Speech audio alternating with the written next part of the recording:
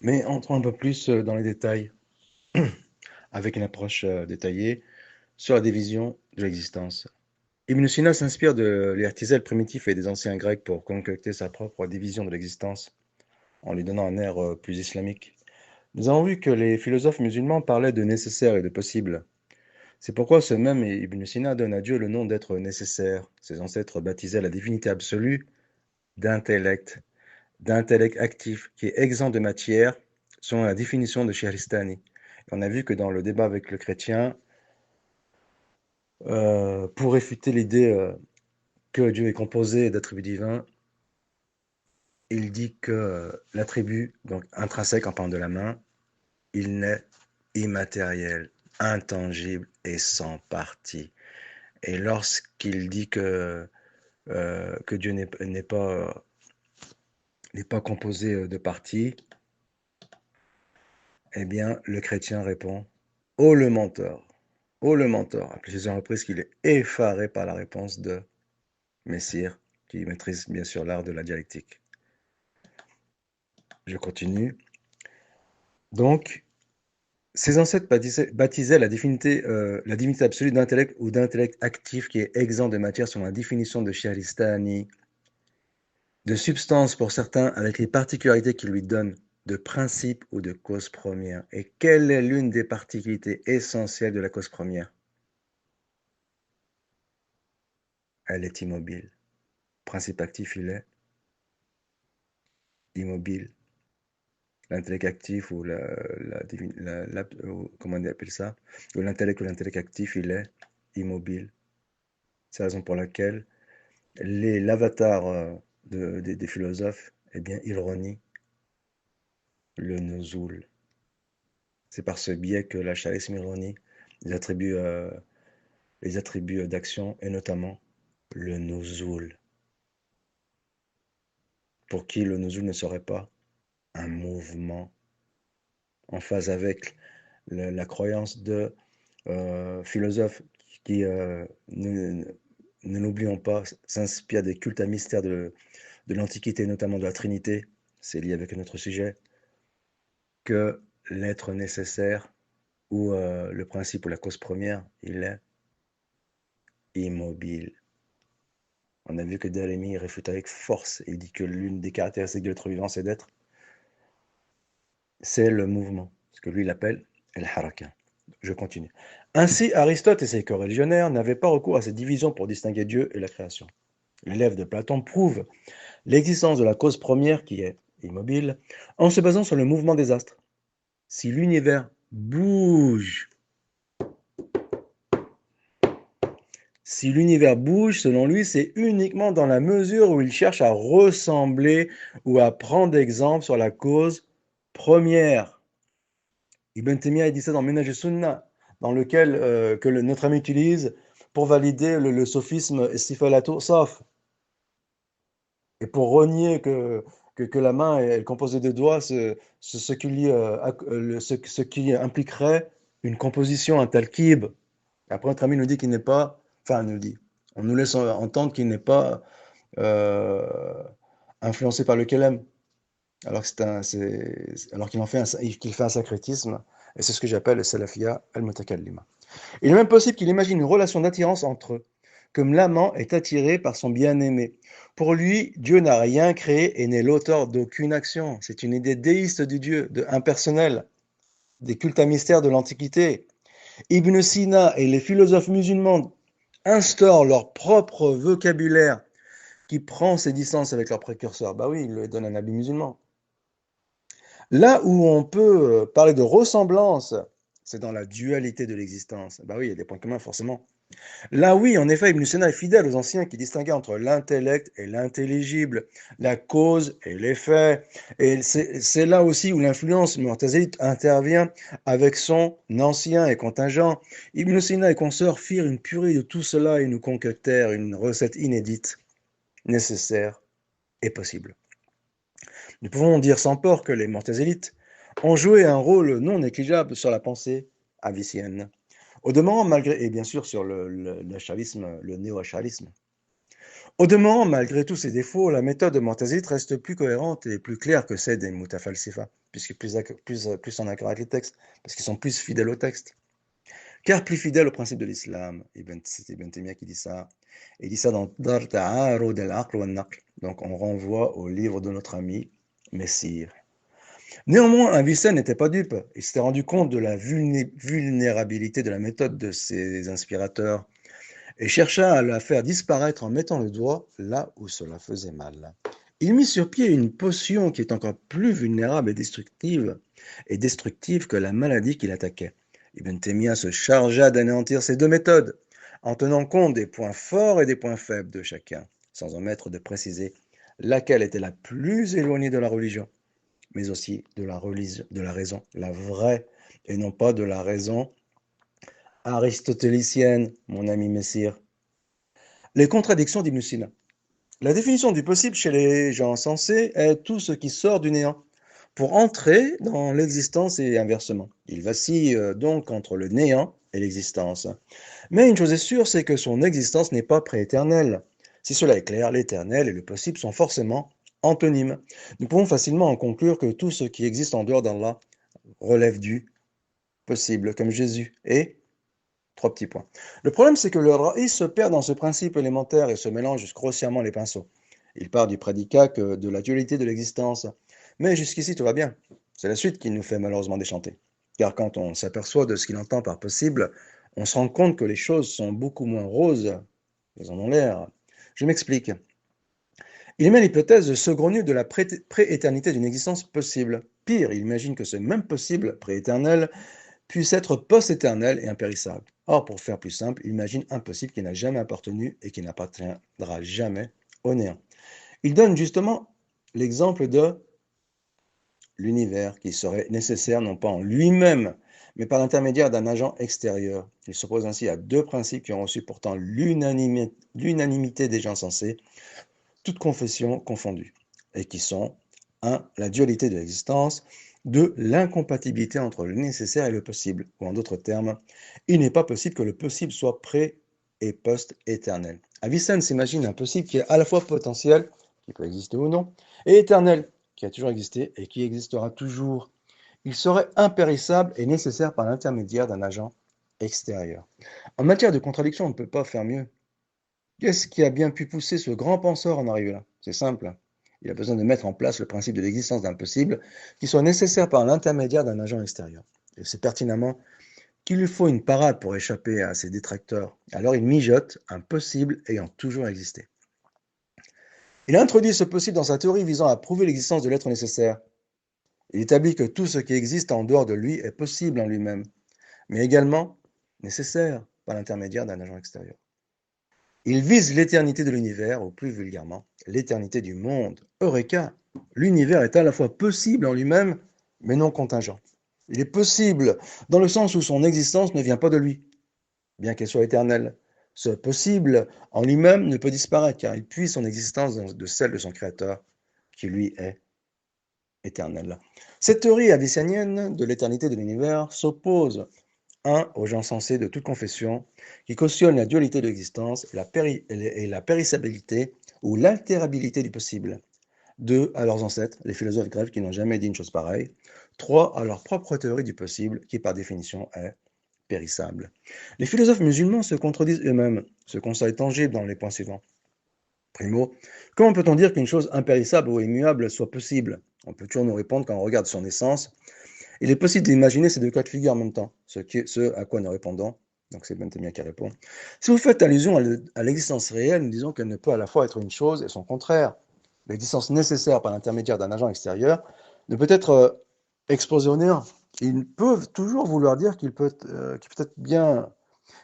très bien être exposé au néant après avoir connu l'existence. Ce à quoi nous répondons, alors il n'a pas toujours été nécessaire par l'intermédiaire d'un agent extérieur. Tout ce qui accepte le néant dans un avenir proche ou lointain, ou bien tout ce qui sort du néant ne peut être en même temps éternel, immuable, ancien et nécessaire, tout le temps par l'intermédiaire d'un agent extérieur. C'est exactement ce qu'ils affirment à propos de l'univers. Ils peuvent également avancer l'excuse qu'en fait, ils acceptent simultanément l'existence et le néant. Ce à quoi nous répondons, c'est impossible. Impossible, c'est une expression qui est chère à notre ami Messire, notamment dans son débat avec le chrétien, dans lequel on entend « ô menteur ». Ils peuvent se rattraper en prétendant qu'en fait, il accepte certes l'existence et le néant, mais alternativement, ce à quoi nous répondons, par définition, une existence immuable refuse toute altération entre l'existence et le néant. Ils peuvent également défendre pour se tirer d'affaire qu'ils font allusion à une essence fictive, qui, elle, serait soumise à l'existence et au néant. Ce à quoi nous répondons, donc il ne s'agit pas de l'essence que vous défendiez précédemment en disant qu'en regard de son essence, il est possible d'imaginer ces deux cas de figure en même temps. Alors certes, ce sont des considérations qui sont complexes, mais il faut tenir l'idée générale. Ils peuvent prétexter à cette étape de la discussion qu'il est possible de se représenter mentalement une chose qui sera à la fois dans la réalité existante et inexistante, ce à quoi nous répondons. Là aussi, nous disons que le possible est inhérent au néant. Quant à l'existence imaginaire, elle accepte certes les deux alternatives. Donc on est dans le monde, dans une considération qui est purement mentale. Mais l'existence éternelle est nécessaire par l'intermédiaire d'un agent extérieur, est littéralement allergique à tout ce qui est possible avant que nous puissions parler de cette hypothèse. S'ils osent dire que son essence accepte l'existence et le néant, alors nous leur répondons qu'ils ne savent pas de quoi ils parlent. Ainsi, l'existence nécessaire par l'intermédiaire d'un agent extérieur n'accepte dans aucune autre hypothèse le néant. Conclusion, dire que le possible qui accepte l'extérieur, le néant, est nécessaire par l'intermédiaire d'un agent extérieur est complètement insensé. Deuxièmement, tout ce qui existe dépend du Créateur, et cette dépendance est la preuve de leur contingence et de leur caractère possible. Il n'est pas besoin d'aller loin pour faire ce constat. Chaque être humain ressent instinctivement au fond de lui que toute chose est dépendante de son Créateur, qui est à l'origine de son existence, et qu'il a donc sorti du néant. On peut nous dire que l'univers est certes fabriqué par Allah et dépendant de lui, mais cela n'empêche pas d'être éternel avec lui sans n'être jamais sorti du néant. Mais nous répondons que c'est concevable, si ce n'est que dans la mesure où l'esprit a les moyens de s'imaginer les choses les plus invraisemblables, comme par exemple s'imaginer que les doigts du Seigneur, eh bien, étant donné qu'ils impliquent la composition, eh bien, il ne faut pas les attribuer à la main. Alors que c'est une lucubration qui est purement virtuelle et mentale, et qui n'a aucun lien avec la réalité. Donc, on peut s'imaginer les choses les plus invraisemblables, mais qui sont impossibles dans la réalité. Donc, bien sûr, ici, c'est le raisonnement inverse. Par rapport à cela, si on nous dit que le possible ou contingent est dépendant d'un agent agissant sur lui, nous répondons qu'il n'y a aucune contradiction entre les deux idées, étant donné que tout possible est contingent et inversement. L'un ne va pas sans l'autre, ils sont concomitants. Troisièmement, il est impossible d'imaginer que dans le monde réel, une existence possible non contingente. Il existe en effet deux formes d'existence, par elle-même, bidatiha, et par l'intermédiaire d'un agent extérieur qui correspond au possible. Vu sous cet angle, cette classification est juste. C'est la même que cause-effet, incréé, créé, Jésus, la parole. Est-ce que c'est le cas avec la main et les doigts? 3 petits points. Quant à savoir si c'est possible à une essence avec laquelle il entretient un rapport d'existence ou de non-existence, nous disons que cette représentation est inconcevable dans le monde extérieur. Le possible en lui-même n'existe pas avant de pouvoir parler d'une essence quelconque ou de quoi que ce soit d'autre. Si nous disons que son essence n'existe pas, ça ne veut pas dire qu'il a une essence dans le monde réel avec laquelle il n'a aucune relation d'existence. Mais nous voulons dire plutôt que nous pouvons imaginer en nous-mêmes, donc c'est une opération qui est purement mentale, cette essence, mais que sa présence dans le monde extérieur est soumise à l'intervention d'un architecte. Tout ce que nous pouvons nous imaginer ne peut se concrétiser dans le monde réel, sans l'intervention d'un créateur, donc une essence quelconque existante dans le monde réel puisse à la fois, dans ce monde réel, accepter l'existence et le néant, ce qui est complètement absurde.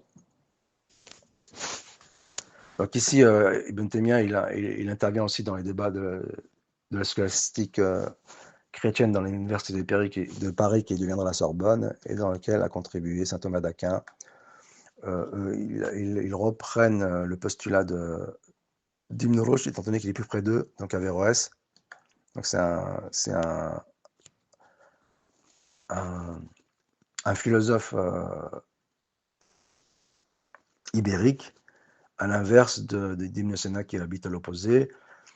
Et bien entendu, Ibn Taymiyyah, il réfute toute cette gente, la gente, hein, dont Thomas d'Aquin. Donc il est intéressant que ce raisonnement il est valable aussi pour fustiger la Trinité, bien que eux-mêmes ils reprennent à Averroès, à Averroès, oui, certains arguments, soit pour les valider, soit pour les réfuter. Donc, troisièmement, Il est impossible d'imaginer dans le monde réel une existence possible non contingente. Il existe en effet deux formes d'existence, par elle-même et par l'intermédiaire d'un agent extérieur qui correspond au possible. Vu sous cet angle, cette classification est juste. C'est la même que cause-effet, incréé, créé, Jésus, la parole. Quant à savoir si ce possible a une essence avec laquelle il entretient un rapport d'existence ou de non-existence, nous disons que cette représentation est inconcevable dans le monde extérieur. Le possible en lui-même n'existe pas avant de pouvoir parler d'une essence quelconque ou de quoi que ce soit d'autre. Si nous disons que son essence n'existe pas, ça ne veut pas dire qu'il a une essence dans le monde réel avec laquelle il n'a aucune relation d'existence. Mais nous voulons dire plutôt que nous pouvons imaginer en nous-mêmes cette essence, mais que sa présence dans le monde extérieur est soumise à l'intervention d'un architecte. Tout ce que nous pouvons nous imaginer ne peut se concrétiser dans le monde réel, sans l'intervention d'un créateur. Non qu'une essence quelconque existant dans le monde réel puisse à la fois, dans ce monde réel, accepter l'existence et le néant, ce qui est complètement absurde. Ainsi, nous avons affaire soit à une existence qui existe par elle-même, le créateur, soit à une existence qui existe par l'intermédiaire d'un agent extérieur, la création. Celle-ci était conçue et fabriquée, et donc obligatoirement contingente. Jésus est, trois petits points, dans le sens où avant d'exister, elle faisait partie du néant. La plupart des gens sensés, toutes religions confondues, sont d'accord sur ce point. Quand bien même nous l'ignorerions, il est plus juste de parler de créateur pour celui qui existe par lui-même, et par qui tout existe, et de création pour tout ce qu'il a conçu. Le terme possible, en effet, est généralement employé pour désigner le néant qui est susceptible d'exister ou non. En outre, si l'on sait que toute existence en dehors de celui qui existe par lui-même est obligatoirement conçue, il devient facile de comprendre que tout ce qui est conçu est obligatoirement contingent. D'où la classification incontestable de l'existence en existant par lui-même et existant par l'intermédiaire d'un autre.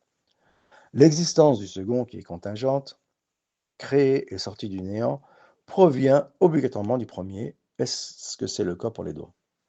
That is the question. Il vient donc du néant et retournera au néant, comme nous le montrent bon nombre d'exemples dans la vie courante. Conclusion, tout ce qui vient et qui retourne au néant a un début et n'est ni prééternel ni post-éternel, qui ne peut en tout état de cause être nécessaire ni en lui-même ni par l'intermédiaire d'un autre. Ainsi s'écroule la méthode empruntée par les philosophes musulmans et les Mu'tazili pour prouver l'existence de Dieu, bien qu'il n'ait pas le même degré d'écartement. Donc par la même, Ibn Taymiyyah, il écroule le thomisme, bien qu'il n'ait pas le même degré d'égarement. Les premiers étant beaucoup plus éloignés de la vérité. Sur la plus grande particularité de Dieu, nous avons vu précédemment qu'aux yeux des Mutafalsifa, l'existence nécessaire est la plus grande particularité dont se distingue l'être nécessaire. Qu'aux yeux des Mu'tazilites, c'est l'ancienneté. C'est sur ce principe qu'ils se basent pour renier tous les attributs divins sans exception. Nous avons déjà démontré l'impertinence de cette théorie. Mais nous ajoutons ici que le Très-Haut ne se distingue pas par une seule particularité, mais par beaucoup plus que cela, comme nous allons le démontrer. Notons tout d'abord qu'il existe deux sortes de noms et attributs divins. Il y a ceux qui sont propres à Allah, le Dieu, le Seigneur de l'univers, et qu'on ne peut trouver en aucun cas chez les créatures. Et il y a ceux qui partagent en l'absolu avec d'autres de ces créatures, le vivant, le savant et le puissant. C'est le fameux Qadr al-Mushtarak. Ces noms ont certes une connotation différente en fonction du savoir à qui on les affilie. Ce qui est valable, obligatoire, interdit pour le créateur, ne l'est pas forcément pour les créatures et inversement, sinon cela reviendrait à unir les contraires. Et donc c'est le Qadr al-Muftarak. Et bien entendu, Ibn Taymiyyah, il utilise le Qadr al-Muftarak pour valider l'attribut, alors que Messire, éventuellement, donc sur les traces des théologiens du Kelem ou de la théologie spéculative, des tenants de la théologie spéculative, eh bien, il utilise le Qadr al-Mushtarak pour renier tout en partie au début, ou pour être plus précis, pour dénaturer, parce qu'on le sait très, très à cheval sur les termes, pour dénaturer l'attribut, et c'est ce qu'il a fait avec les doigts dans son débat avec le chrétien qui criait, effaré par sa réponse, ou le menteur. Donc, il y a ceux qui sont propres à Dieu, comme on l'a dit, et il y a ceux qui partagent l'absolu avec certaines de ces créatures vivantes, le Saint, le puissant, et le puissant. Ces noms ont certes une connotation différente en fonction de savoir qui on les affilie. Ce qui est valable, obligatoire ou interdit pour le créateur, ce n'est pas forcément pour les créatures et inversement. Sinon, cela reviendrait à réunir les contraires. C'est ce qui nous pousse à dire que tous les attributs par lesquels le créateur se distingue de la création entre dans la plus grande particularité d'Allah, l'omniscient, l'omnipotent, le créateur, le riche absolu, le vivant et le subsistant par excellence, etc.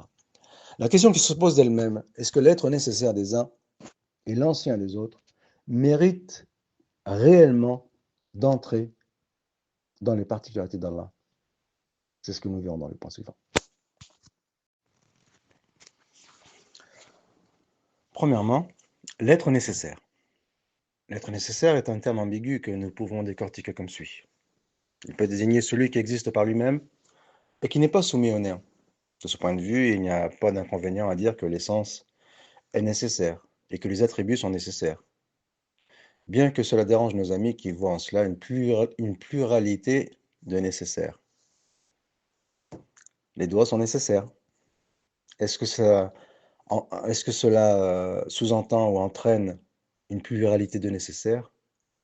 Selon le principe philosophique sophiste, la réponse est oui. Une pluralité de nécessaires avec les doigts.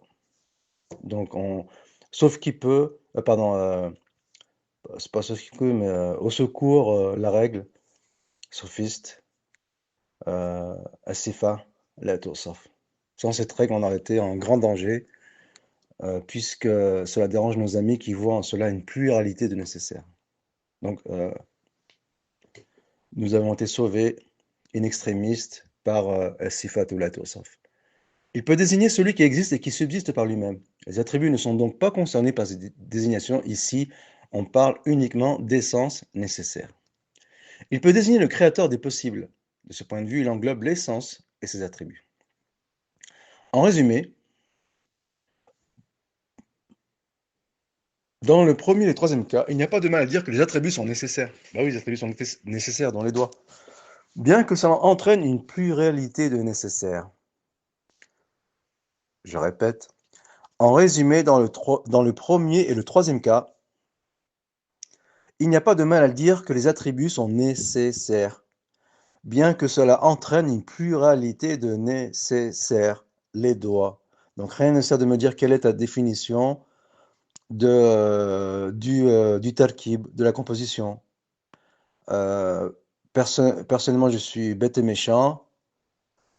Bien sûr, je caricature mes propos pour ne pas qu'on les caricature ensuite. Et donc, je m'en tiens à والحديث عندنا على ظاهره والكلام فيه بدعة. فلا تسألني, ne me demande pas quelle est ma définition de la composition. Et de toute façon, quoi que je puisse te répondre, si on part du principe que les attributs sont nécessaires, eh bien tant pis que cela entraîne une pluralité de nécessaires. Peu importe quelle la définition tu choisis pour la composition. Cependant, dans le second cas, seule l'essence est concernée par cette appellation, étant donné qu'il s'agit de mettre l'accent sur l'indépendance de l'être nécessaire par rapport à ces créatures. En d'autres termes, toutes les créations ont besoin d'un agent pour sortir du néant, mais l'indépendance de l'être nécessaire est une caractéristique ou un attribut qui n'est pas cet agent. En outre, l'essence dénuée des attributs ne crée pas les attributs dénués de l'essence. Donc, en outre, l'essence dénuée des attributs ne crée pas. Et les attributs dénués de l'essence ne créent pas non plus. Oui, c'est la somme. Ici, notre ami va trouver un vice de forme, comme il en a l'habitude. C'est la somme de l'essence et des attributs. D'où l'expression de Hisham al-Hakam, en sifatullah tu'saf, puisque dans la mesure où les attributs ils sont aussi anciens que l'essence, mais ils ne sont pas l'essence. Par rapport à cela, si quelqu'un nous dit que l'essence agit sur les attributs en faisant allusion à deux essences différentes, nous répondons que le terme agit est ambigu. Voilà, ici encore une fois des débats de forme.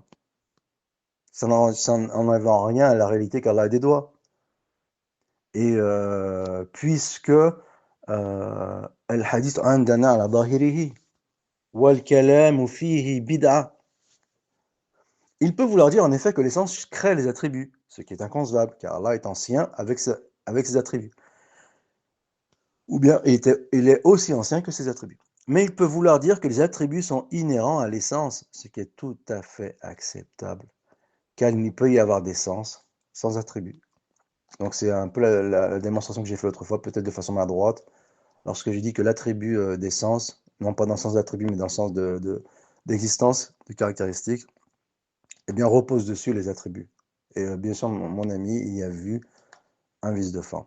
Ainsi, le premier et le troisième sont indiscutables, mais le second réclame de demander ce qu'on entend par là. Remarque, certains posent pour condition à l'être nécessaire qu'il n'ait aucun rapport, relation ou lien causal avec autrui. Ce qui est complètement faux, étant donné qu'Allah est le créateur de toutes choses. En cela, il existe un rapport entre lui et sa création. En outre, son essence est inhérente à ses attributs, et inversement, les attributs sont inhérents entre eux. C'est un peu la dimension que je voulais faire, je l'ai fait de façon maladroite, mais c'était un peu mon propos. Et là, bien sûr, il dit ça dans Minhaj as-Sunnah, que notre ami utilise pour valider la règle, Sifatul Awsaf. Deuxièmement, l'ancien. Le terme ancien est utilisé dans l'usage de la langue avec laquelle les prophètes se sont adressés à nous pour établir un rapport de comparaison chronologique entre deux choses, l'une étant venue plus loin dans le temps que l'autre. Indépendamment de savoir si cet ancien fut précédé du néant ou non. Plusieurs versets du Coran vont dans ce sens. Le Dieu ancien et éternel est plus à même de se voir appelé ainsi, à condition d'entendre par là le premier qui n'a pas de début, et qui ne fut jamais précédé par le néant. Le problème, c'est que les innovateurs ne se contentent pas de cette définition. Ils lui donnent une signification beaucoup plus large, comme souvent, notamment concernant le talkib, comme on l'a vu aussi avec le djism. C'est la raison pour laquelle le terme ancien est devenu ambigu. Et oui, ils utilisent que le terme ambigu. Et monsieur, par un effet miroir, par ce sophisme de l'inversion accusatoire, il, euh, il projette sur ses adversaires ses propres tares et ils disent que ses adversaires, ils emploient un terme ambigu, alors que c'est au cœur de sa stratégie qu'il emprunte peut-être au livre d'Arthur Schopenhauer, L'art d'avoir toujours raison. L'art d'avoir toujours raison,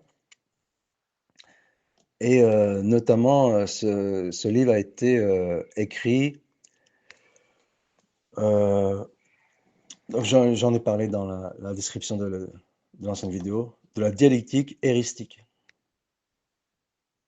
Donc c'est un peu qui, dont les stratégies, pour ne pas dire les stratagèmes, nous rappellent un petit peu ce que notre ami a usité, notamment envers son pauvre adversaire chrétien, qui, effaré par ses réactions, par son déni, s'était crié: «Oh le menteur!»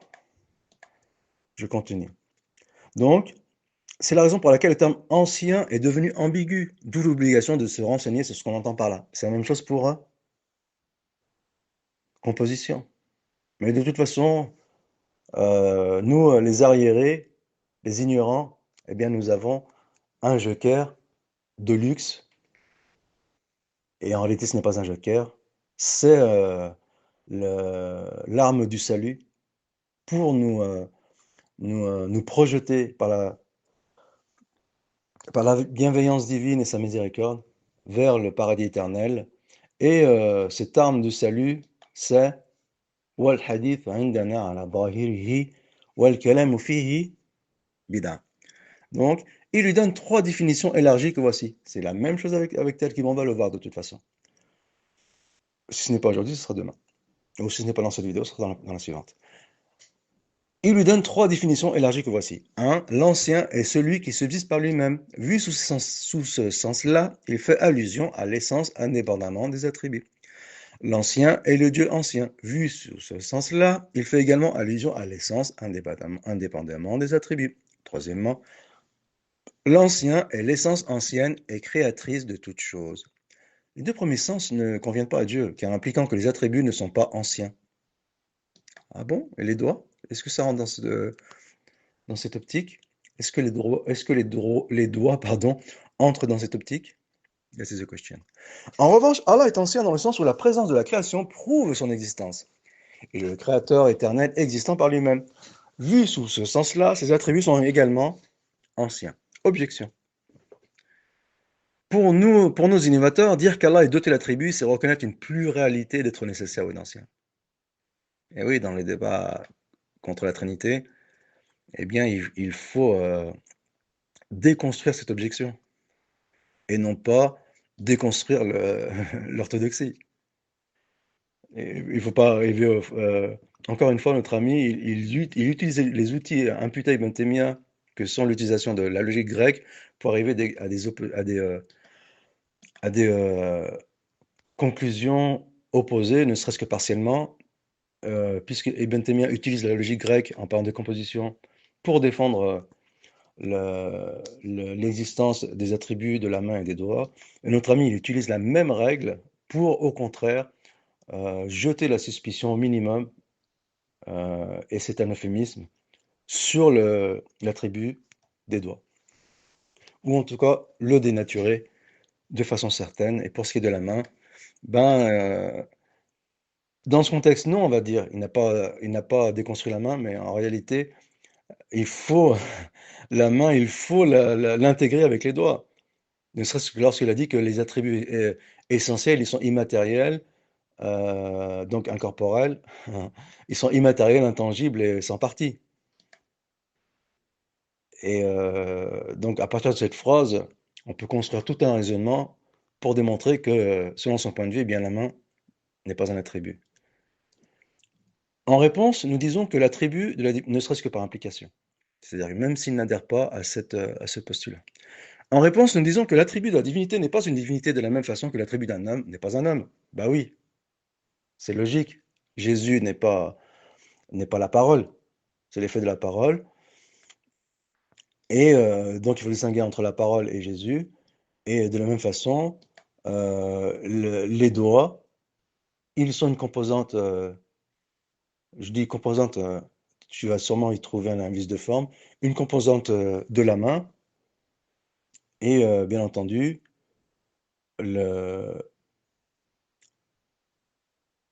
ici, le raisonnement, donc il dit ça dans Minhaj Sunnah. Donc le raisonnement ici, en fait, ce que je voulais faire ici, peut-être que ça ne convient pas tellement, mais je voulais faire un parallèle, comme je l'ai fait auparavant, entre Jésus et la parole et la main et les doigts.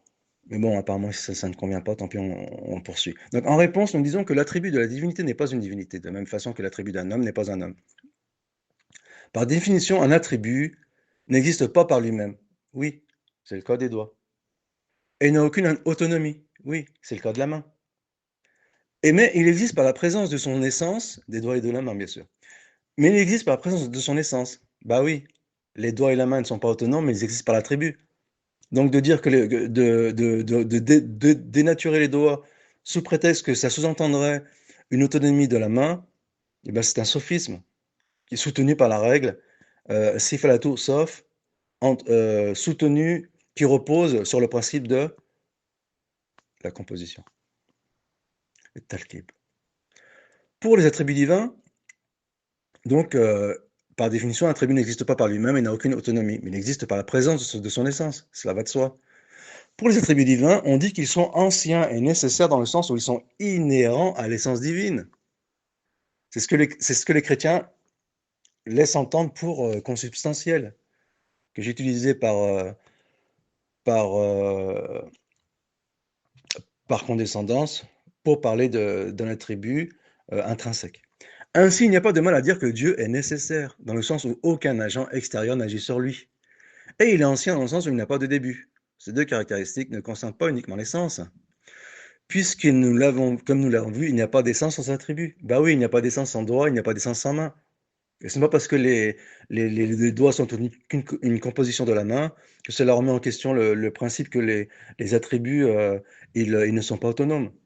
Ce sophisme, il n'a aucun lien avec Ibn Taymiyyah. Et pourtant, on a eu le culot, la tchuspa de créer un lien entre Ibn Taymiyyah et ce sophisme risible, qu'il est très facilement déconstruisable. Je continue. Donc, il n'y a pas d'essence sans attribut, avant qu'on puisse parler d'ancienneté et de nécessité qui désigne à la fois, rappelons-le, les sans attributs, bah oui, ils sont indissociables, les sans attributs sont indissociables. On ne dit pas oui, cela suppose la composition et la partition, et donc cela nous oblige à renier l'attribut. Que fais-tu de la règle que tu as mis en description de ton compte? والحديث عندنا على ظاهره والكلام فيه بدعة.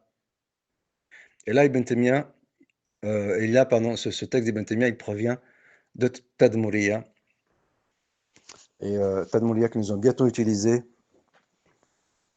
l'intisar al-Tadmuriya de Emir Abdelkarim, que nos amis utilisent en vue de justifier leur position, mais nous allons démontrer que, au contraire, ce livre, eh bien, il fustige davantage la salafia mutakallima. Je continue. Le Dieu ancien est nécessaire et doté d'une essence qui réclame nécessairement des attributs parfaits, dont le doit. Soulignons enfin qu'aux yeux de la plupart des gens sensés de toute confession, l'ancienneté et l'existence nécessaire sont indissociables. Aucune secte notoire ne vient contester ce point. Donc, le principe selon lequel le composé est dépendant de ses parties. Nous arrivons au doigt. Nous mettons le doigt sur la Tursaf. Nous mettons le doigt sur quelle est ta définition de la composition. Selon ce principe, tout composé est dépendant de ses éléments et de ses parties. Il faudrait revenir là. Ici, nous sommes obligés de revenir au débat. Parce qu'il faudrait en boucle, à la façon de... Comment il s'appelle Basile Blandine, mettre cette phrase en boucle, oh le mentor, oh le mentor. Messire, non, ce n'est pas une partie, c'est faux, tu es en train de faire un partitionnisme. Cela n'existe pas chez nous, Dieu n'est pas composé de parties. Le chrétien répond, oh le mentor. Il est effaré là, le chrétien. Il est effaré par ce sophisme, bien sûr, qui relève de la règle comme établie, l'art d'avoir toujours raison d'Arthur Schopenhauer. Donc, avec tous les procédés rotors qui est mis en avant pour déstabiliser son adversaire, notamment s'attaquer à la stratégie de l'adversaire, jeter le discrédit sur lui, l'agresser, agression, tu es stupide, comme il dit à son vis-à-vis chrétien, nous sommes gênés à la place du chrétien, faire diversion, il est passé des attributs divins à la Trinité, pour parler de la même chose, de la contingence, mauvaise foi, oh le menteur, mensonge, oh le menteur. Voilà. Donc on est dans l'art d'avoir toujours raison d'Arthur Schopenhauer. On continue. Donc le principe selon lequel le composé est dépendant de ses parties. Oh le menteur. Selon ce principe, tout composé est dépendant de ses éléments et de ses parties. En sachant que ces parties sont différentes de lui, cela veut dire que dans le cas de l'être nécessaire, qu'il perdrait sa particularité de nécessaire car il serait ainsi dépendant d'une cause extérieure à lui, d'où le verdict sans appel, Allah n'a pas d'attribut dans l'absolu. Et donc ça, c'est un passage de Minhaj Sunnah que notre ami utilise pour justifier l'absence de doigts ou pour justifier la dénaturisation des doigts par le biais de le sophisme Nasif al-Tour, sauf, et puisque Dieu ne serait pas comme il le dit contre les chrétiens, ce n'est pas une partie. Dieu n'est pas composé de parties, donc ça sous-entend, même s'il ne le dit pas explicitement, ça sous-entend que les doigts ne font pas partie de la main, donc ça il le dit explicitement, mais est-ce qu'on peut en conclure que ce n'est pas un attribut? Et le problème, c'est que Dieu n'est pas composé de parties, le problème, c'est que ce raisonnement, il s'applique aussi à la main. Il ne s'applique pas qu'aux doigts, il s'applique également à la main, mon ami. Donc ici, tu t'es embarqué dans un sophisme dont les implications, elles sont terribles. Mais on va te laisser souffler, on va te laisser respirer, on continue notre argumentation. Or, cet argument repose sur des termes qui sont tout aussi ambigus les uns que les autres. C'est ce qui nous oblige à nous rabattre sur les stifsal. Ben oui, ne me dis pas quelle est ta définition de la composition. Cette question en elle-même, elle montre l'étroitesse de l'approche par rapport au thème du tarkib. Et de toute façon, quand bien même, à ce niveau-là, je serais dans une impasse et tu m'aurais placé tu m'aurais mis face au mur, je ne trouve pas l'expression, tant pis, ou tu m'aurais placé face à mes contradictions.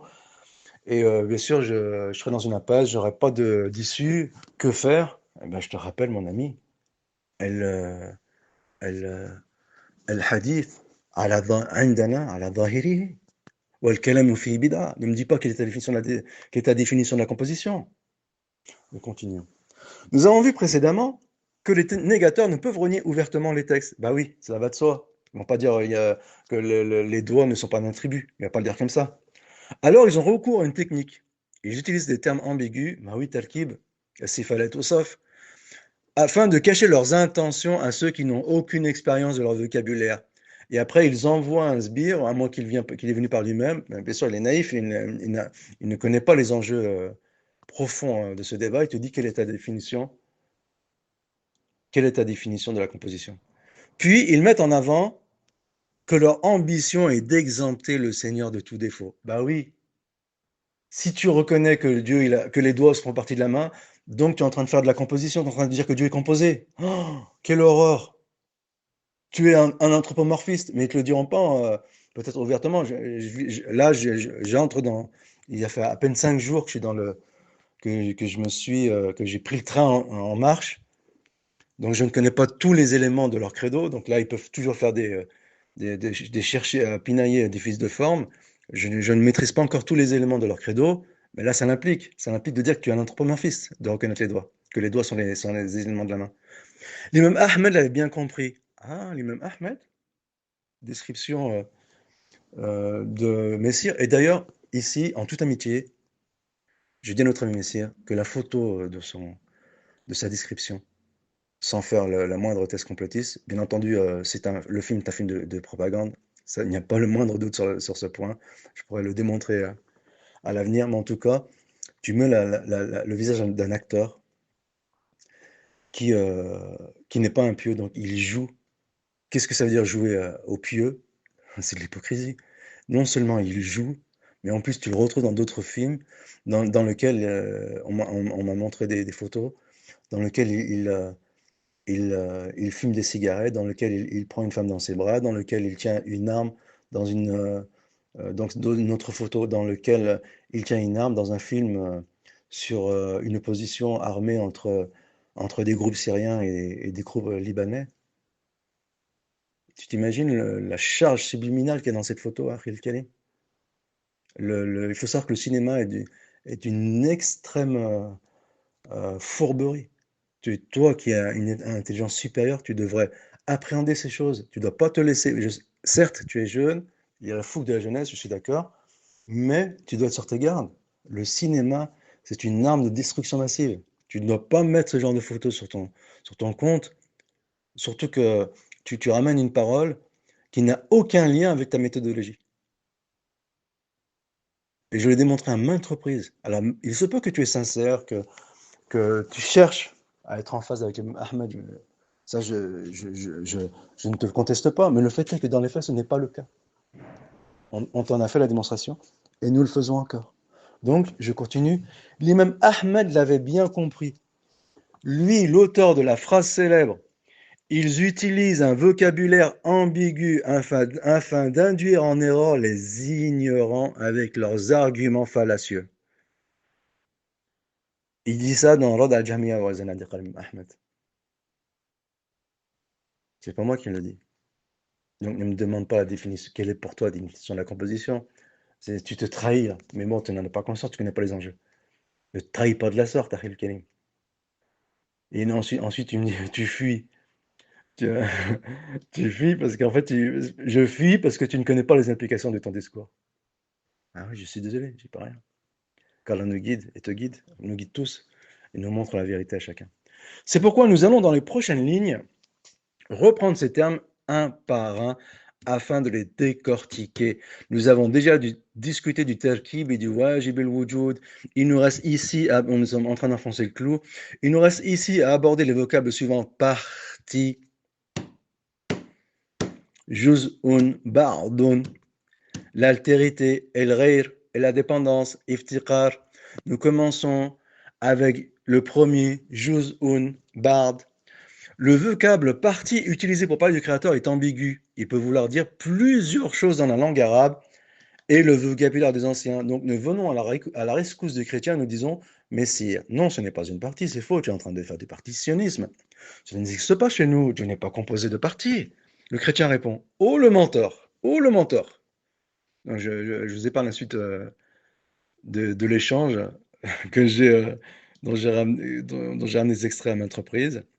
Alors nous disons donc, le vocabulaire partie utilisé pour parler du Créateur est ambigu.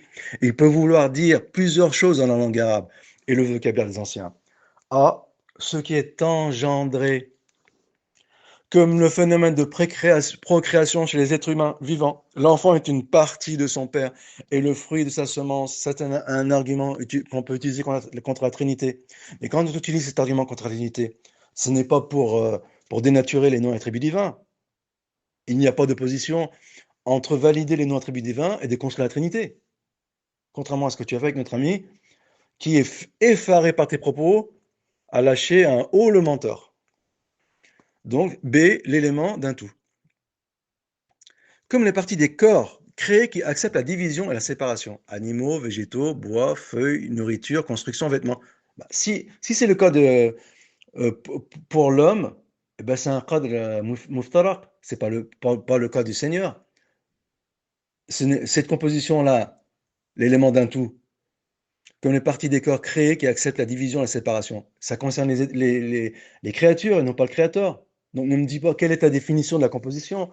Le simple fait que tu me poses la question, tu trahis que tu ne connais pas les enjeux de ce débat.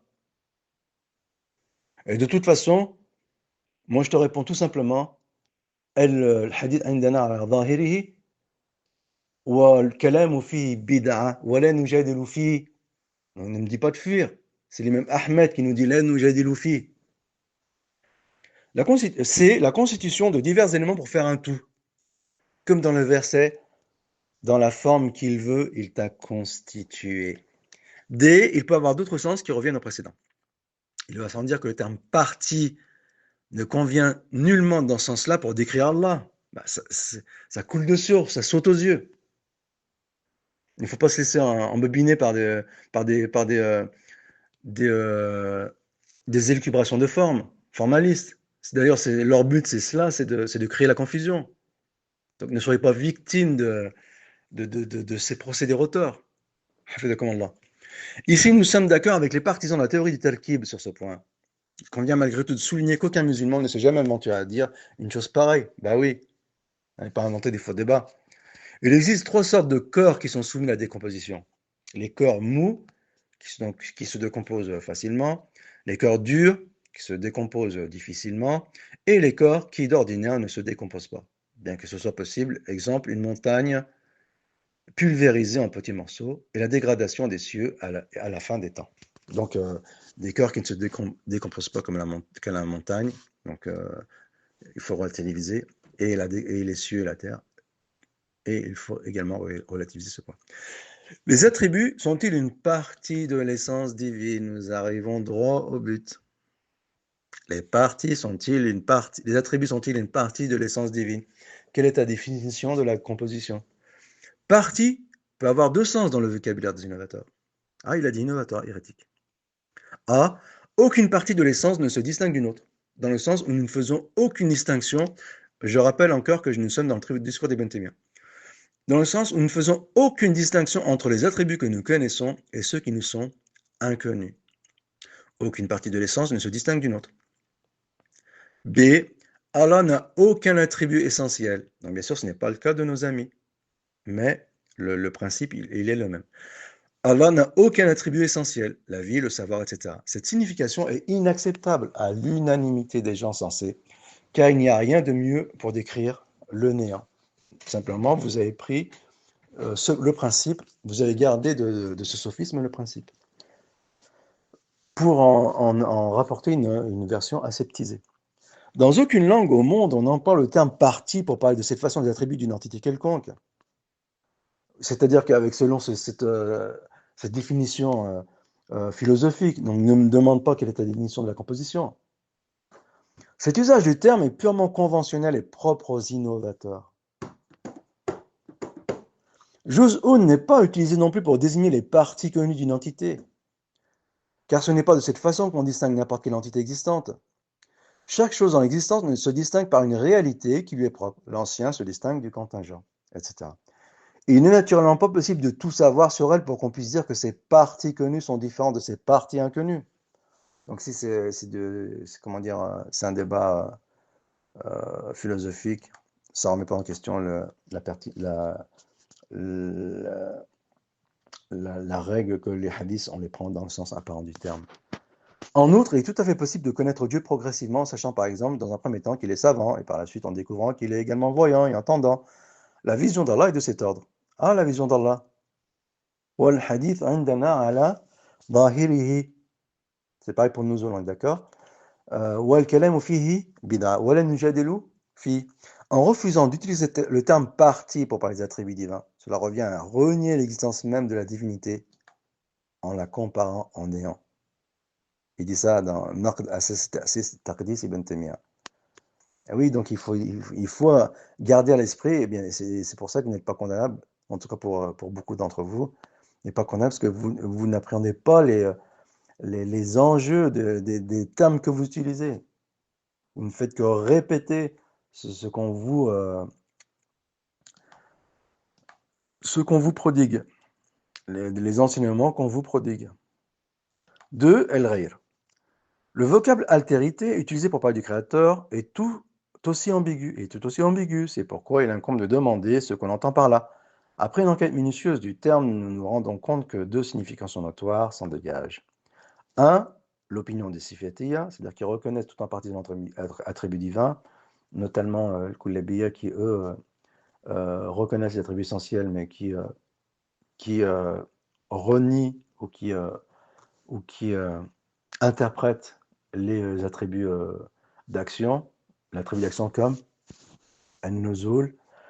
Pour ceux qui adhèrent en tout ou en partie aux attributs divins, l'altérité est un rapport de comparaison qui permet de distinguer entre deux choses, dans le sens où il est permis de les séparer ou de les différencier grâce à l'un des critères suivants: le temps, l'espace, l'existence, ou dans le sens où il est permis à l'un d'exister sans l'autre.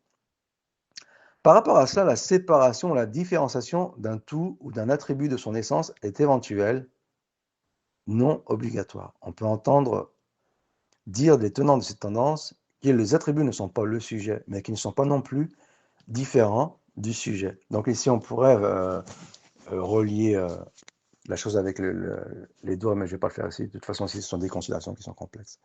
Cette tendance se divise donc en deux groupes. Les uns ne réunissent pas entre eux entre deux privations et négations. Ils ne disent pas que les attributs ne sont pas le sujet. Ils ne disent pas qu'ils sont autre chose.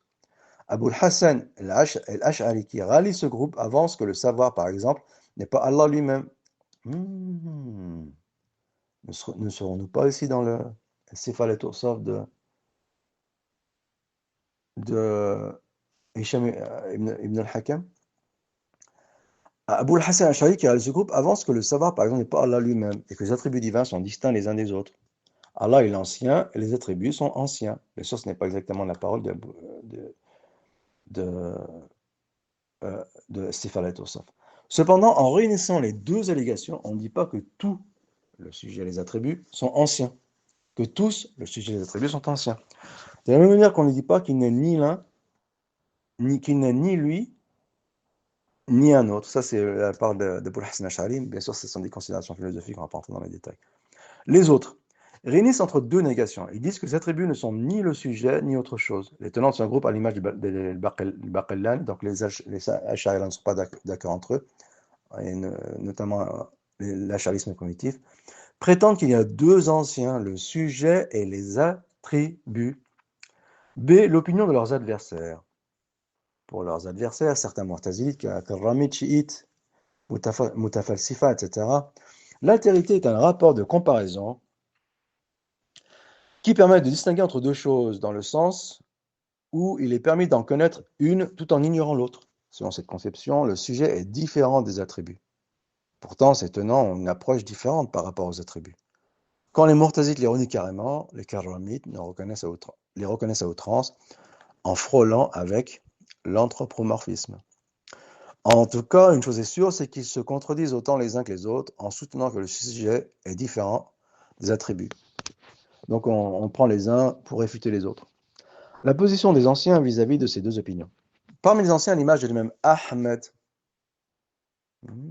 la référence de notre ami Messire, comprenait, parfois les anciens, à l'image de lui-même, Ahmed comprenait le terme Ghayr dans le premier sens et parfois dans le second. C'est ce qui explique pourquoi ils ne faisaient pas partie de leur vocabulaire. Bah oui, c'est un vocabulaire ambigu, encore une fois. C'est comme composition. Ne me demande pas quelle est ta définition de composition. Il se méfiait des expressions à double sens, c'est le cas de composition, et qui affectionnait les jahmites, tout comme la composition, car à même d'être modelé en fonction de l'audience, tout comme composition. Ces derniers cherchaient à faire passer dans les rangs l'idée que le Coran était créé. Ils piégeaient leurs interlocuteurs avec des questions du genre: le Coran est-il Allah ou bien autre que lui? Sauf. Ils parvenaient ainsi à déstabiliser leurs adversaires en les entraînant vers la réponse inévitable: il est un autre qu'Allah. Il est un autre qu'Allah. Ils sortaient alors de leur manche l'artifice il a tout préparé, mais toute chose en dehors de lui est créée. Voilà un artifice. Et bien sûr, il faudra qu'on tombe dans le piège la tête en avant. Ah bah c'est terrible. Ah bah oui, ben, en effet, donc le Coran est créé. Voilà, conclusion imparable. Ça marche pas comme ça, après. Les choses sont pas comme ça. Nous, on a une méthodologie, certes à juger arriéré et débile et stupide, mais ça reste une méthodologie. C'est quoi notre méthodologie? Juger arriéré, rigoriste et étriqué. Eh ben, والحديث عندنا على ظاهره والكلام فيه بدعة. Par conséquent, si l'on s'en tient à ce raisonnement, le Coran est forcément créé. Bah oui. Les anciens avaient deviné l'astuce qu'ils conjuraient en leur renvoyant la question, mais cette fois avec le savoir. C'est exactement ce que fit l'imam Ahmed, qui fut confronté lors de son grand débat inquisitoire avec les djihamites à cette question fourbe. Quelle est ta définition de la composition? En retour, même si, bien entendu, la personne s'en incriminait, il ne pèse pas les conséquences de ses propos. Donc, bien sûr, on n'y en tient pas rigueur. En retour, il leur fustigea au nez. Et vous, qu'est-ce que vous dites? Qu'est-ce que vous dites sur le savoir d'Allah? Est-il Allah ou bien un autre que lui? Ils en eurent le bec cloué. Ben oui, il les a cloués. Comme dirait l'autre. L'astuce, c'est qu'il n'est pas possible de dire que le savoir d'Allah est créé.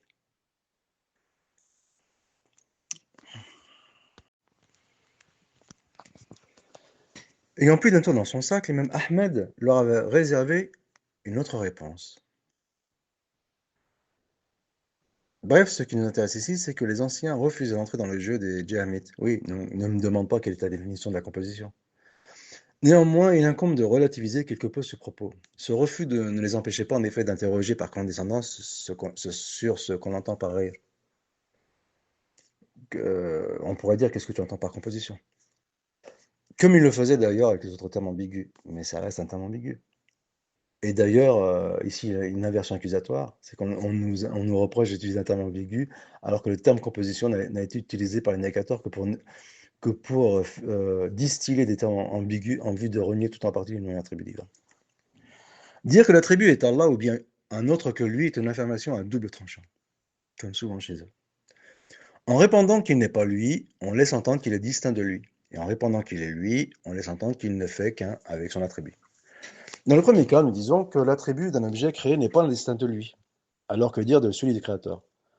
Bah oui, la main n'est pas distincte de la main de l'homme. Que les Ash'arites ils reconnaissent la main ou non, le raisonnement il est valable.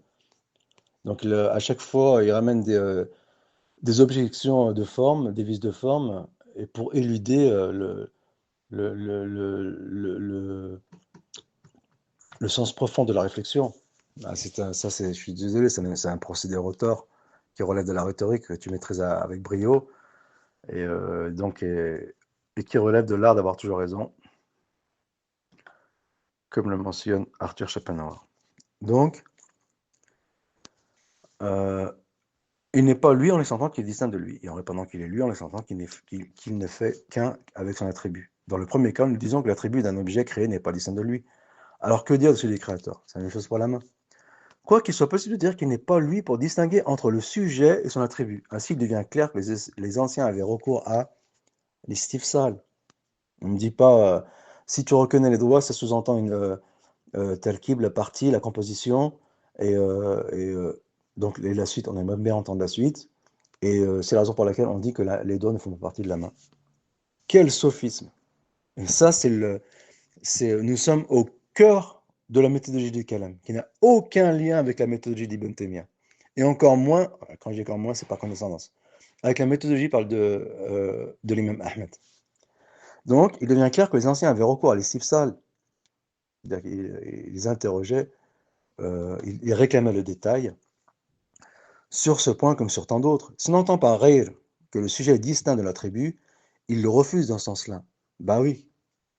Si tu veux dire que la main ou les doigts sont distincts, euh, que le créateur, il est distinct de l'attribut, eh bien, les anciens, je suis en train de découvrir à fur et à mesure, les anciens, ben, ils n'acceptent pas dans ce sens-là, puisque la main, elle fait partie, si on utilise, du créateur.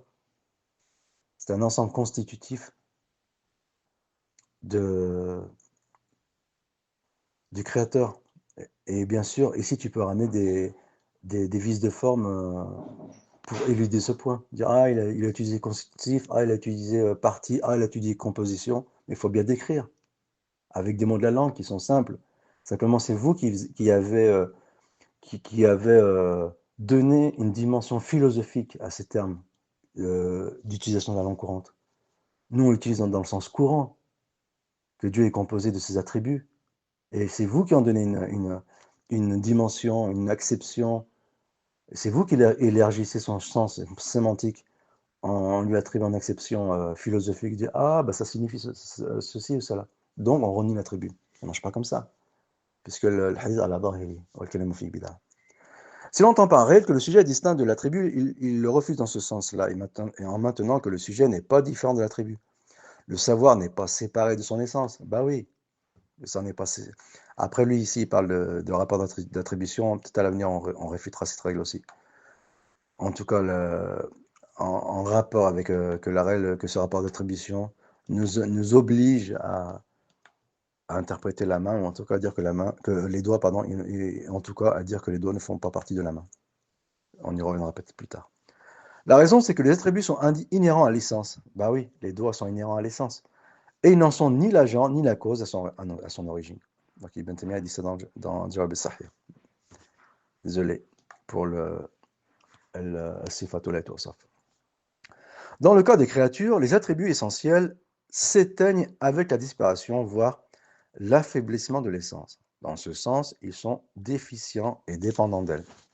Dans le cas du Dieu vivant qui ne meurt pas, du subsistant qui n'est pris ni par la somnolence, ni par le sommeil, du maître absolu, sans mode, vers qui tout se tourne, la création pour ses besoins, vers qui se tourne toute la création pour ses besoins, la chose est littéralement différente. Ses attributs sont inhérents à lui et nécessaires, c'est le cas des doigts. Est-ce que je te renvoie à l'échange au le mentor? Car il détient la perfection absolue et exempt de tout défaut, l'un ne va pas sans l'autre. Ben oui, il ne faut pas rentrer dans des considérations philosophiques, vous allez arriver à des contradictions inextricables. C'est la raison pour laquelle le messager d'Allah, sallallahu alayhi wa sallam, ne voyait pas d'inconvénient à ce qu'on jure par l'un des attributs divins. Oui, donc notamment dont font partie les doigts. Étant donné que cela ne revient nullement à jurer par un autre qu'Allah. Cet argument est extraordinaire. Il l'a emprunté de quelle référence? Je vais voir ça tout de suite. Naqd Asas Taqdis. Et donc, cependant, si on entend par rire qu'il est possible de connaître le sujet sans connaître certains de ses attributs dans ce cas, et seulement dans ce cas, il n'y a aucun inconvénient à cela. Il faut sans dire que le savoir est différent du savant, que la puissance est différente du puissant, et ainsi de suite. C'est-à-dire que si on prend l'attribut en lui-même, donc encore une fois, ce sont des considérations qui sont purement philosophiques et qui ne peuvent, quoi que puisse être l'argumentaire de la plaidoirie de l'adversaire, aussi éloquent soit-il, ça n'en remet pas en cause l'existence de l'attribut. Donc ici, ce n'est pas une question que c'est le plus éloquent qui gagne. Ça ne marche pas comme ça, ce n'est pas le plus éloquent qui gagne. Donc d'ailleurs, d'où l'improductivité, la contre-productivité, ou je ne sais pas si on peut dire ça comme ça, désolé pour les erreurs de forme, la contre-productivité de faire des débats avec des gens extrêmement éloquents à l'image de Messire. Parce que ce n'est pas celui qui va gagner le débat qui aura raison, surtout s'il utilise des procédés rhétors, et qui maîtrise l'art de la rhétorique et l'art d'avoir toujours raison, l'art de la dialectique. Et donc, il va sans dire que le savoir est différent du savant, que la puissance est différente du puissant, et ainsi de suite. L'iftiqar, la dépendance, entre également dans l'ensemble des termes ambigus. Ça en fait des termes ambigus. D'où, pour ne pas changer, le fameux istifsal. Bah oui, qu'est-ce que vous entendez par iftiqar? Nous avons vu qu'aux yeux des négateurs, Allah n'a pas d'attribut. Là, bien sûr, c'est par degré, c'est par palier. L'acharisme n'est que l'avatar de cet art. Car cela reviendrait à dire qu'il est constitué de ses parties. Ah bon? Des attributs. Et serait par conséquent dépendant d'elle. Mais qu'entend-il par dépendant? Et oui, il faut expliquer les mots ici. Et selon votre sophisme, mais dans l'absolu, nous, on se soumet au texte. S'agit-il d'une relation de cause à effet ou d'agent et de patient dans le sens où la partie d'une chose est soit son agent, soit sa cause? Il va sans dire que cette conception de l'attribut est complètement aberrante. Ibn Taymiyyah dit ça dans Naqd Asas al-Taqdis. Donc ici de parler ici la relation de cause à effet ou d'agent et de patient dans le sens où la partie d'une chose est soit son agent, soit sa cause, et bien ça ne concerne pas les doigts d'Allah. Il va sans dire que cette conception d'attribut est complètement aberrante. S'agit-il d'une relation de condition à conditionner, dans le sens où une chose dépend de ses parties? Il y a entre eux une relation d'interdépendance, dans le sens où l'un ne va pas sans l'autre et que l'un ne peut exister sans l'autre. C'est exactement l'existence qui existe, la relation qui existe entre un sujet et ses attributs. Et en cela, ici, il n'est pas faux de dire que les doigts font partie de... que la main est composée des doigts. Parce qu'ils sont inhérents, ils sont interdépendants. Ceci ne va pas sans cela. Il est conditionné à leur présence, le sujet nécessite donc ses attributs, et puisqu'il est doté et qu'ils sont inhérents à lui. Donc ici, ça ne sert à rien de philosopher. Il dit, oh là là, il dit que la main est composée, et donc cela sous-entend l'anthropomorphisme, et donc il y a l'anthropomorphisme. Ça ne marche pas comme ça, Akhil Karim. Là, on est en pleine dialecte aristotélicienne. Il faut revenir à une raison naturelle, non pas la raison aristotélicienne supposée par le livre de notre ami, donc ça serait intéressant d'étudier son livre, et s'en tenir à la charte du traditionnisme. Qu'est-ce que la charte du traditionnalisme, de l'orthodoxie sunnite, de l'orthodoxie musulmane, l'orthodoxie islamiste? Qu'est-ce que la charte de l'orthodoxie? Eh bien, c'est le kalam fi bid'a. El hadith indana ala dahiri, de l'imam Ahmed, que notre ami a utilisé pour la description de son compte Twitter, ce qui en soit louable. Après, tout dépend de son utilisation, pour quelle raison, eh bien, on met ces principes en avant. Ainsi, l'être nécessaire ne peut être tributaire d'un agent extérieur à lui. Mais cela n'empêche pas d'avoir des attributs inhérents à son essence. Bah oui, le fait que Dieu n'est pas tributaire d'un agent extérieur à lui, ça n'aurait pas en question l'existence des doigts, sous prétexte qu'ils seraient composés. Ça, c'est un sophisme, ça, c'est un argument qui est purement, qui relève purement du kalam, qui n'a aucun lien avec l'orthodoxie musulmane. Lorsqu'on le désigne, on fait allusion à l'ensemble, soit à l'essence de ses attributs. Dire qu'il est dépendant de ses attributs, ça revient à dire qu'il est dépendant de lui. Explication. Il n'est pas faux de dire qu'une chose ne peut exister sans sa personne. Son étant, son être, appelez cela comme vous voulez. Bon, là, on entend malheureusement des considérations philosophiques, mais c'est eux qui nous entraînent dans ces considérations-là. Et malheureusement, ça ne porte que du flou à des choses qui sont claires. Et la clarté, c'est que les doigts font partie de la main et que nous avons affaire à deux attributs. Et que l'objection du sifat la tout sauf, c'est un sophisme qui n'a aucun lien avec l'orthodoxie musulmane. Comme il n'est pas faux de dire qu'une chose ne peut exister sans les éléments qui sont à l'extérieur de son être, que l'on peut appeler partie ou attribut. On peut objecter que cela sous-entend un état de dépendance, mais nous répondons que cette dépendance est moins évidente que la première. Il lie l'existence d'une chose à celle de son être. Ou pour être plus explicite, qui fait dépendre une chose de son être. Si une chose ne peut exister sans son être, a fortiori, elle ne peut exister sans les éléments qui constituent son être. C'est logique. Donc, dans tous les cas, ça n'en met pas en question l'existence des doigts. Que les doigts font partie des attributs. Or, on peut renchérir que Dieu ne peut exister sans son être, ce à quoi nous répondons que cela n'empêche nullement qu'il soit nécessaire en lui-même. On peut nous dire enfin qu'il ne peut exister sans les éléments qui entrent sous son appellation et avec lesquels on peut le désigner. Alors nous répondons qu'à fortiori, que cela n'empêche nullement qu'il soit nécessaire en lui-même. Il est plus évident en effet d'être dépendant d'un ensemble ou d'un tout que d'être dépendant que d'une partie de cet ensemble. C'est logique. Exemple. Il est plus éloquent de dépendre de l'ensemble constituant le nombre 10 que de dépendre d'un seul des chiffres composant le nombre 10. Ainsi, si l'ensemble d'une chose est dépendant de son être, alors a fortiori, cela n'empêche pas que cet ensemble soit dépendant de l'une de ses parties ou de ses unités. En plus clair, la foi et la raison, donc la raison naturelle et non pas la raison aristotélicienne, s'accordent à dire, ou la raison saine, s'accordent à dire que le Dieu riche par excellence n'est dépendant d'aucune de ses créatures. Cependant, est-il censé dire qu'il dépend ou qu'il a besoin de son être, étant donné que son être ne subsiste que par son être? Ici, ce sont des considérations qui sont philosophiques. Le musulman lambda n'a pas besoin de ces considérations-là. Et si nous les évoquons par nécessité, sinon, dans tous les cas, qu'on comprenne ces équilibrations ou non, eh bien, les doigts sont un attribut essentiel, ou font partie des attributs essentiels. Pour bien comprendre la réponse, il incombe de garder à l'esprit ce qu'on entend par l'expression « Dieu dépend de son être ». Celle-ci sous-entend deux choses à la fois. Soit elle sous-entend que son existence dépend de son action, ou qu'il se fasse lui-même, ce qui est complètement absurde. Soit elle sous-entend qu'il ne peut exister que par son être, et qu'il ne peut se passer de son être. Dans ce cas, il n'y a aucun mal à dire cela, en sachant qu'il ne dépend de rien ni personne en dehors de lui-même, ce qui est élémentaire. Ayant passé cette étape, il reste la question de savoir s'il est pertinent de dire qu'il est dépendant des éléments qui entrent sous l'appellation de son être, ce que l'on peut appeler partie, attribut, etc. Là, ici, le sophisme de Messire, il s'écroule à la base. Il est complètement écroulé, peu importe la définition que l'on donne à partie ou à composante, ou à composition.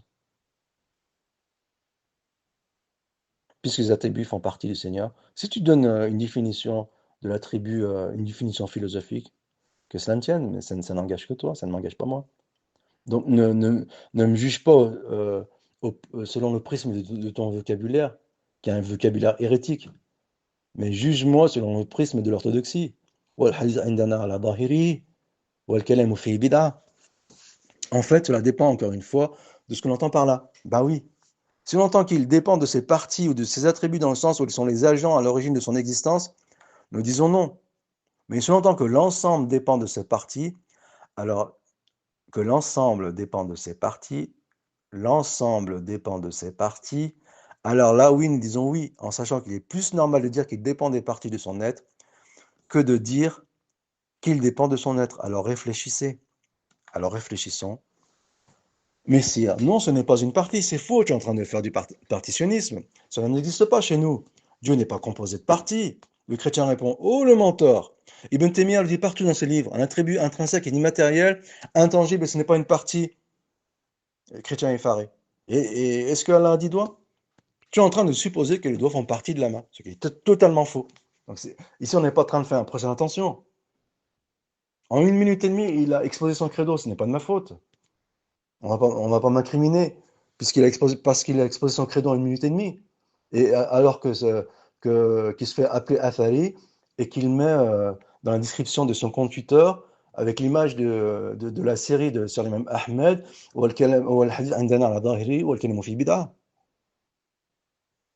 Ici, on a une preuve qui extériorise ou qui manifeste ce qu'il entend par les éléments qui composent sa page.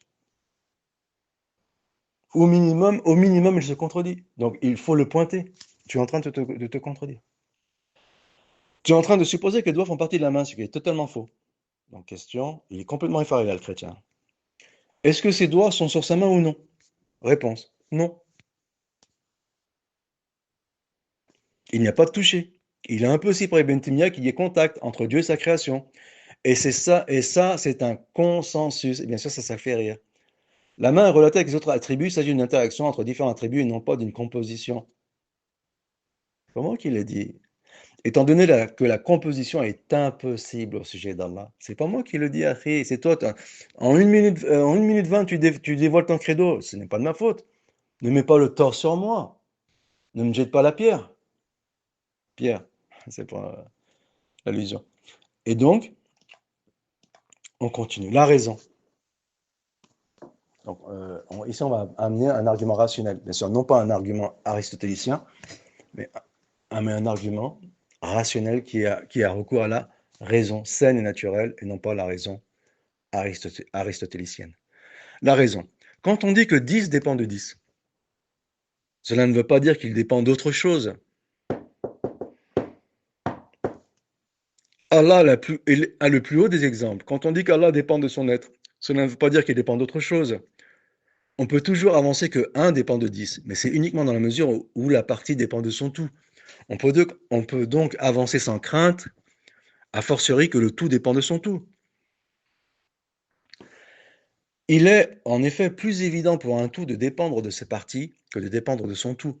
Si cela est clair, en restant dans ce registre, il devient facile de comprendre qu'il est plus concevable de dire qu'Allah dépend des éléments qui composent son être, ses attributs, que de le dire qu'il dépend de son être. Ce constat ne s'oppose nullement à notre constat, soit qu'Allah est nécessaire en lui-même. Bah oui, dire qu'Allah a des doigts, ça ne remet pas en cause qu'Allah est nécessaire en lui-même.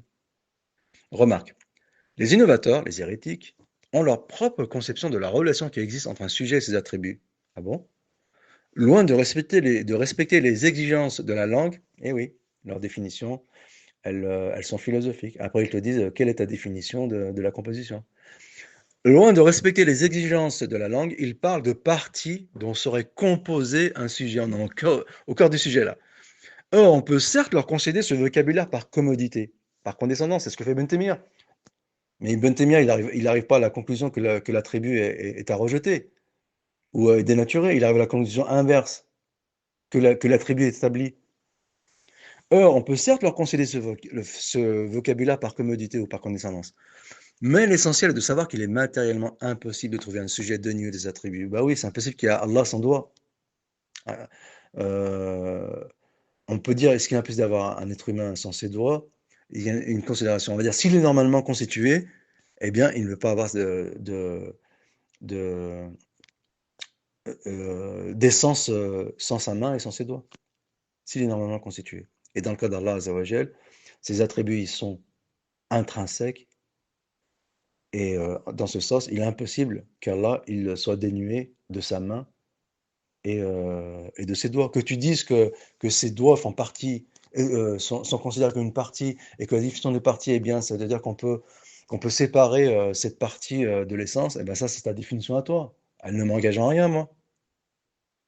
Ne, ne, ne, ne, ne m'impose pas ton sophisme, garde-le pour toi. Moi, j'ai ma charte. الحديث عندنا على ظاهره والكلام فيه بدعة. Point final. Après, si de ton point de vue, je suis un arriéré, ben, j'en dis soit. Il faut sauver son âme. Il faut rejoindre le Hawd al-Nabi, le bassin du prophète sallallahu alayhi wa sallam, le jour du jugement dernier. Et pour rejoindre ce bassin, ben, ce n'est pas c'est pas en faisant des équilibrations pour dire si on reconnaît l'existence, que les doigts font partie de la main, cela signifie que la main est composée. Et cela sous-entend un anthropomorphisme. Est-ce qu'ils le disent ouvertement? Je n'ai pas fait une étude exhaustive de leurs opinions. Et donc, quand on parle de Dieu, il est impossible de se le représenter sans ses attributs parfaits. Ces derniers font partie intégrante de sa réalité. Bah oui, ça c'est évident, ça saute aux yeux. Normalement, il n'y a pas de débat sur ce point. C'est incontestable. Les doigts ils font partie de la main. C'est incontestable. Les doigts font partie de la main. Et ici, euh, deux choses. Donc Dieu n'est pas conseillé de partie. Est-ce qu'elle a 10 doigts? Tu es en train de supposer que les doigts font partie de la main, ce qui est totalement faux. Est-ce que ces doigts sont sur sa main ou non? La réponse, non. À l'inverse, euh,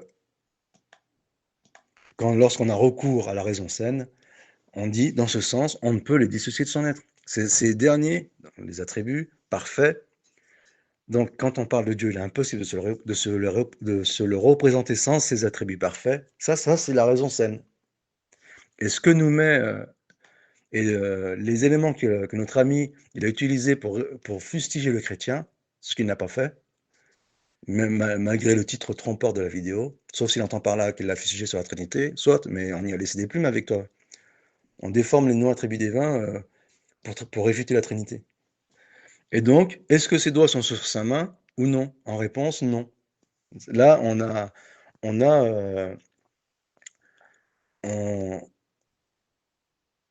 sans le lire, on s'imagine ce que signifie la raison dans le titre de son livre. C'est la raison grecque. Est-ce que ses doigts sont sur sa main ou non? Non. Ça, c'est la raison grecque. Maintenant, la raison naturelle. Comparaison avec la raison naturelle.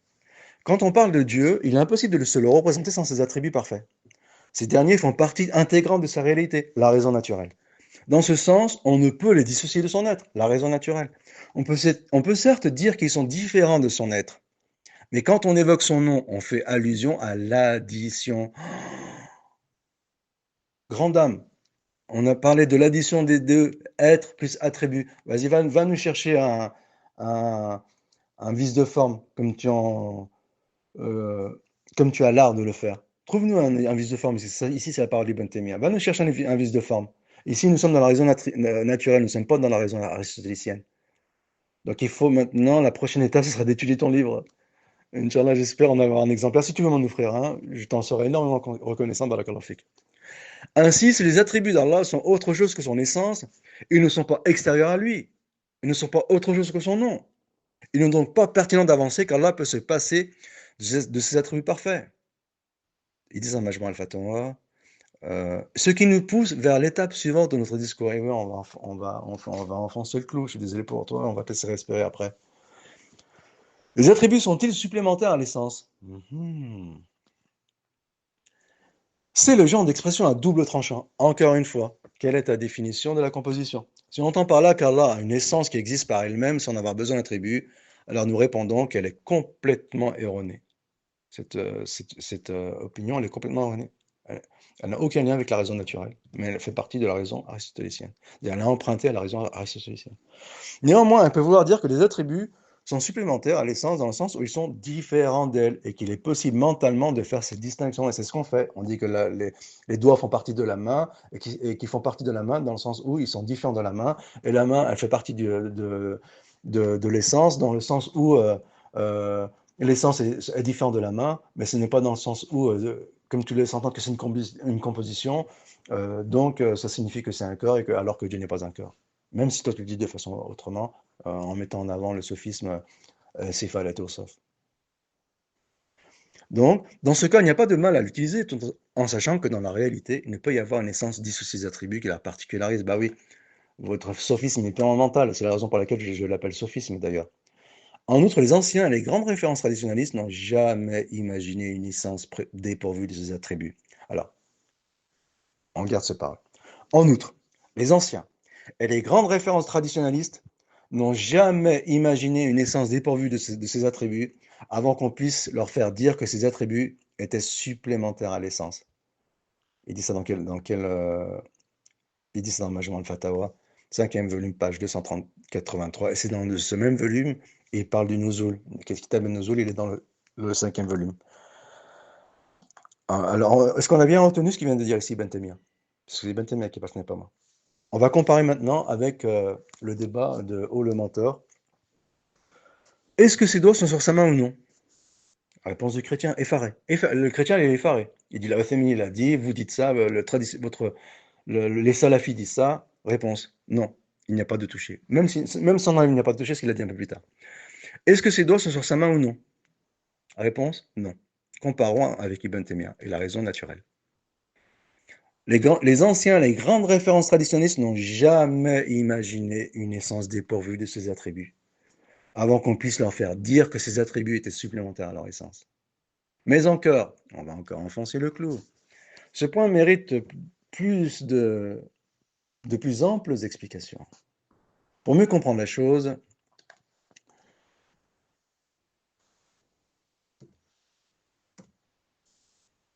Il incombe de s'en pencher sur le terme that. Ah, that. On va voir l'aberration dont s'est fendu Karim en disant que le that est une sifat. Et donc, bien sûr, c'est une façon d'éluder la, l'ignominie de la règle sifat al-awsaf. Encore une fois, c'est un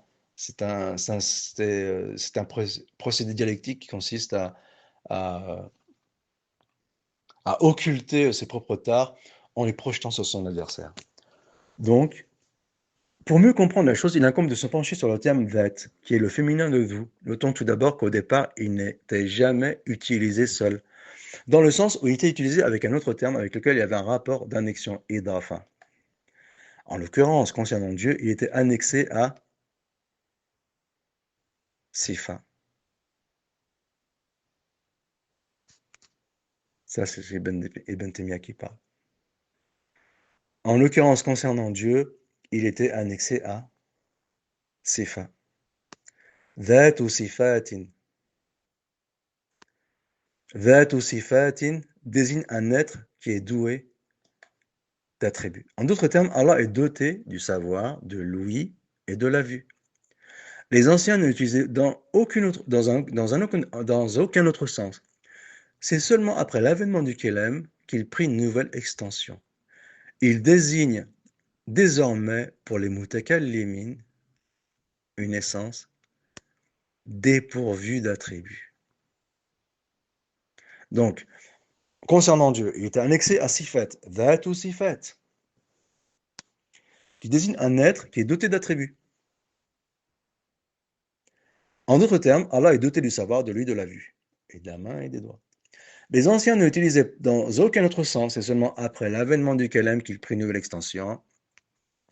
Il désigne désormais pour le mutakallimin une essence dépourvue d'attributs. On continue.